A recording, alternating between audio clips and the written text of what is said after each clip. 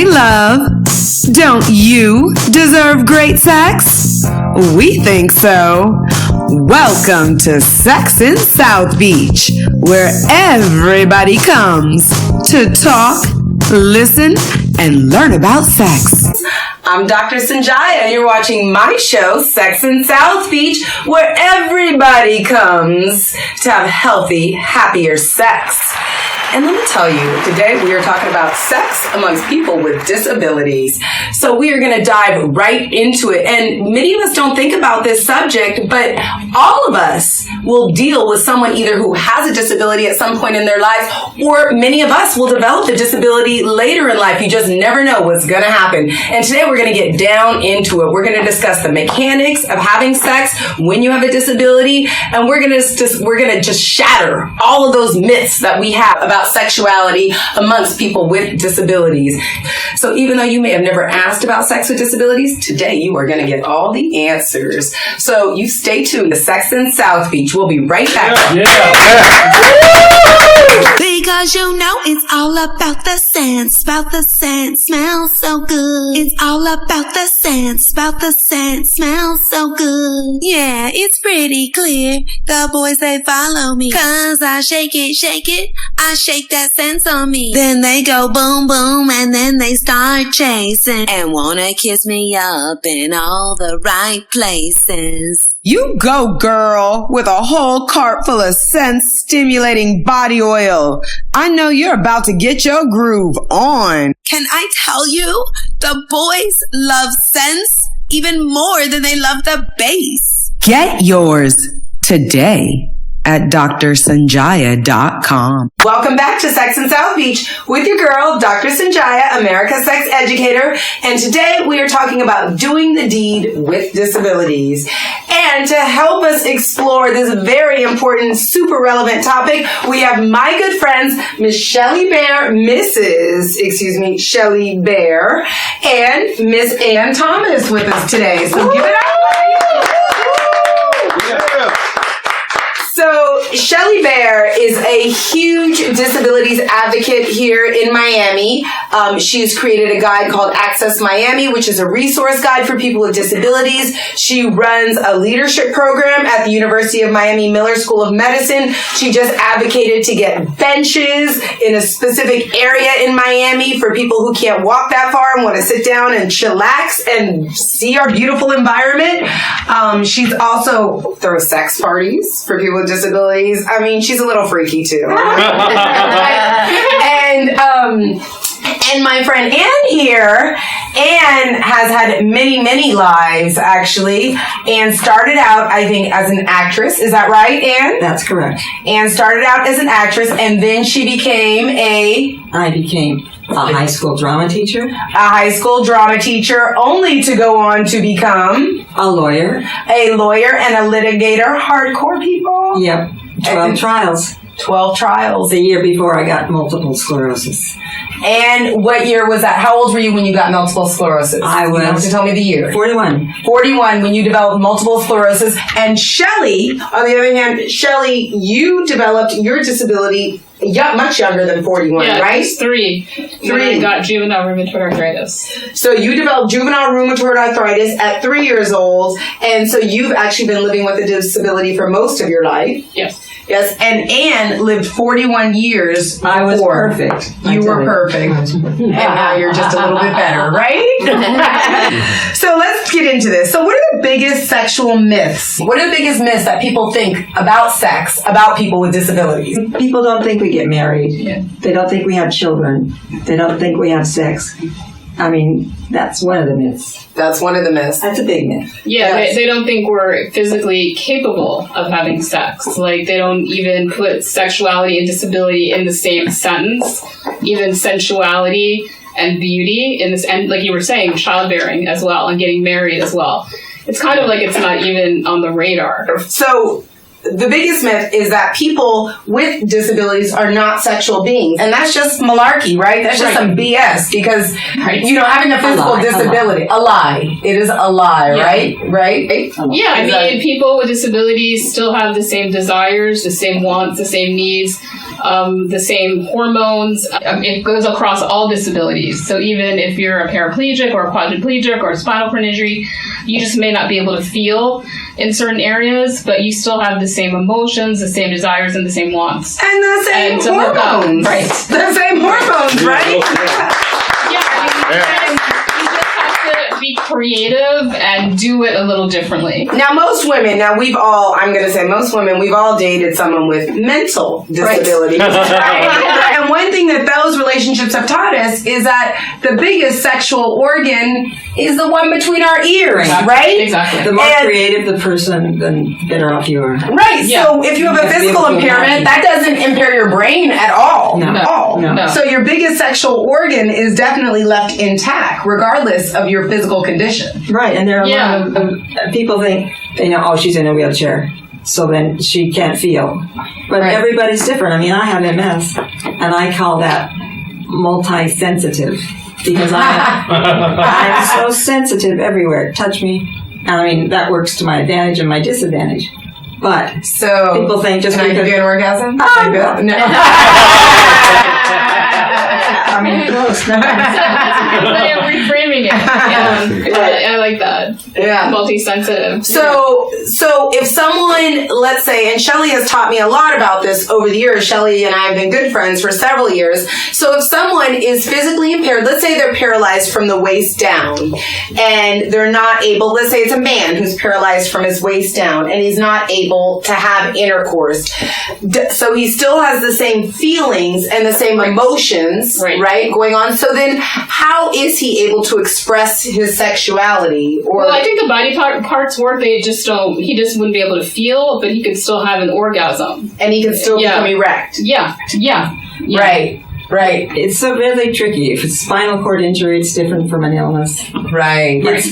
It's case by case. Just like sex with everybody, right? Yeah. And we've case by case. Yeah, we've heard of situations like even quadriplegics when they're paralyzed from the neck down, like the orgasm, they'll feel it in another part of their body. Like we've heard, like in their earlobes. Orgasm by ear. Right. So it gets transferred. Yeah. Right, and there's people even without disabilities who have orgasms by ear, right? I mean, again, let's go back to those mental issues. But no. So Shelly is always partying in South Beach. A lot of my South Beach party memories come from Shelly. Oh, yeah. So, when we walk in, everybody looks. Yeah. So what happened at the Sexability party? So the Sexability party was really cool because it was kind of freaky. I mean, it would have been, there was lingerie, there was erotic poetry. It was at a hot South Beach hotspot, right? Ooh, beautiful. And they gave us nice lingerie to take home. So To model it at the party, we added the Sexability as part of the Ability Explosion Week. So people with disabilities have sex. Okay, how does it go down? And the reason why this is really fascinating to me from a personal is because as Shelly and I have become friends, girls talk about our sex lives. And I'm like, what? This happened? And she's like, of course. Hello. There are devices and gadgets that are out there that can help people with disabilities. And so I know we've talked about the pillows, right? The Liberators. The Liberator pillows, right? Which I actually bought. My husband and I bought one. We didn't know it was for a special population. We're like, this would be fun to try, right? And then Shelly had the same pillow, right? I think it's just for general people. I think people with disabilities just use them. And then those of us, if you just get lazy, put you in the right position, right? So that really positions the Liberator pillows. They sort of have a wedge, and it really helps people position into a position where they can actually enjoy better sex, right? Where you can thrust a little deeper with limited mobility. So you don't necessarily have to use your hips and your pelvis. Yeah, you don't have to keep moving your pelvis up. Right. Your pelvis up. What about someone now in a wheelchair? And I know we've discussed that. So I know there are some wheelchairs that raise up. right? Yes. The stand up. They can raise up to a standing position, which makes things for easier access. Yeah. Or what are the other options for someone who's in a wheelchair to have sex? Well, you have to have Lots of oral. a strong man. Strong man. You have to have a strong man who can lift you up, and if you're a woman, you have to be placed. I was thinking one thing about dating a guy in a wheelchair is actually he's the right height to really do some damage with his tongue, right? And I mean, he's probably really good at it. He's probably been working out that muscle for a while now. And I think for a man who's is in a wheelchair, an able-bodied woman would be able to straddle him, right, and get on top of him. But when I was dating that guy who was in a wheelchair, I couldn't do that. So I couldn't get on top of him because he can't move. You know, he has a lot of strength in his arms, but it was difficult for me to get on top of him. So he suggested this gadget, a swing, that would somehow elevate me on top of him. Okay. And I thought that was way too much work. I didn't like him all that much. Right. So that's the thing. So, like, sometimes when people have a disease, they prefer to be with someone else who also has that disease because you can share medications, you can support each other through that. But actually, so in the world of disabilities, it might be better for an able-bodied person to be with someone who has a disability. Yes. Just for the sort of yin and yang of it, right? We have a friend. Yeah, we have a friend who's in a wheelchair. You know, and Anne too. But you know, she's dating another guy in a wheelchair, and you've said this before too. Like, how would you kiss? I mean, you'd have to have a crane. Yeah, I know how they do it. Yeah, right. But where there's a will, there's a way. I mean, if you've got that, that thing, and remember, girls just want to have fun. I mean, they want to do this. I mean, right? They do want to do this, right? Oh yeah. You say I'm too late, that I can't keep a date, but I finally found a mate. Yes, I found a mate. I just got some sense and shook it on, and turned him on. Awesome, girl. You're buying all the sense-stimulating body oil. Must have a hot weekend ahead. Are you kidding? Sense has saved my love life. Everybody who smells me gets aroused. Get yours today at drsanjaya.com. girls just want to have fun. I mean, they want to do this. I mean, right? They do want to do this, right? Oh yeah. That was the tail on my Raw Beauty. That was my tail line. Girls just want to have fun. Yeah, so we'll find a way to do it. Yeah, we'll find a way. So tell us, what is the Raw Beauty Project? It's a photography exhibit showcasing 20 women, all different types of disabilities, their beauty, sensuality, and empowerment. So there's like a lot of nude photography, or we could say right? Sexuality. Oh yeah. Their beauty, empowerment, their beauty, sensuality, and sexuality. Right. And I want to say that these two little hussies sit next to me for the original Raw Beauty in Miami, and I've seen the pictures. You posed nude, right? We did. I did. Anne was full frontal. Well, yeah. Oh yeah. Oh yeah. Ow. And then the photographer, wonderful Daryl Strawson, he says, Anne, I've been looking at this Persian rug in Shelley's apartment all day. How about you just lie on the rug? I said, no props, no costumes? He said, no. I said, oh my God, I've got scars, I'm bizarre. And he said, Raw Beauty. Okay, and then there it was. Wow. Oh yeah. Women with disabilities being shown in a sensual light. They're taking sensual photographs to really, highlight the sexual side of women with disabilities and the beauty and the raw beauty. Yeah. Right? That's so awesome. Yeah, it's pretty exciting. And Anne and I got to do this about 8 years ago. And ever since then, we've been doing public speaking around educating the public around sexuality and dating with a disability. We go to human sexuality classes as well, all across Miami. And we've really discovered that there are still so many stereotypes and myths out there about sexuality for people with disabilities. Actually, the topic of sex amongst people with disabilities was brought into light a couple of years ago with that movie, The Sessions, right, with Helen Hunt. Mm-hmm. So Helen Hunt was a sex surrogate in the movie. And a sex surrogate is someone who teaches someone with or without disabilities basically how to have a more satisfying, intimate life. And often that goes into sexual intercourse. In the Netherlands, they actually started paying for people with disabilities to get 12 visits from a sex worker per year. Wow. Yes, Really? yes, the government is paying for that. So of course people in the UK were also advocating for that. They're like, we want this too. So what do you think about this? I think that's amazing. I think it'd be probably a long time coming in the United States. In the United States, we can't even have I think sex. it's such a personal issue. But I think with people with disabilities, there is a lot of isolation. Right. So I think the idea that makes people sense. are talking about it is a really good idea. It's hard to get out and meet people. Yes. Right? Yes. Right, and it's a normal part of life. There's actually someone in the UK is advocating. She's just started a nonprofit. She wants to start a little whorehouse, specifically catering to that would cater to people with disabilities. Oh my! So if it gets cleared as a nonprofit, she's going to have 2 workers, and she's going to have an accessible place where they can come to, but they also will be doing home visits. So we'll see how this goes. Wow, you know, they're more progressive than us. Yeah, well. But I really like the idea.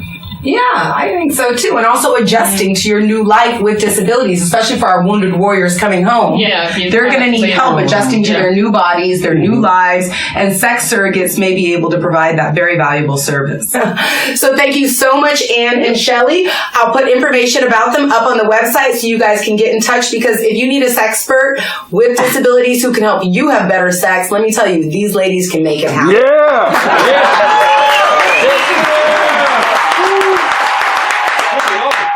And today's top learning points are: 1.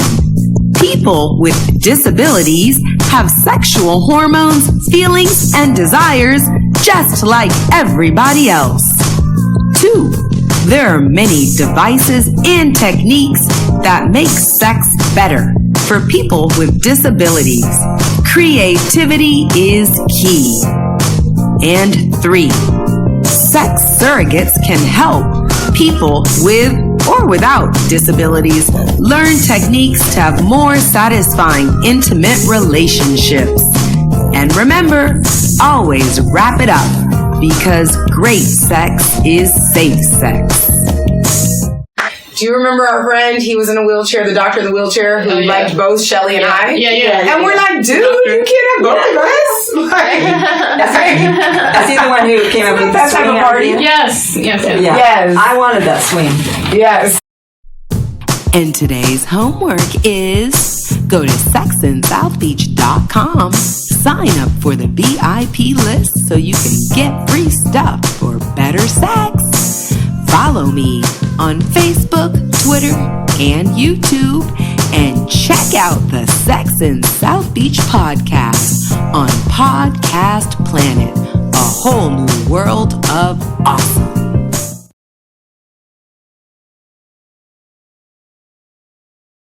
You must not know about sense. You must not know about sense. It'll get your love life back on track, and it's all natural. That's a fact. To the left, to the left. Put your sense on the counter to the left. Sense is irreplaceable. Get yours today at drsanjaya.com.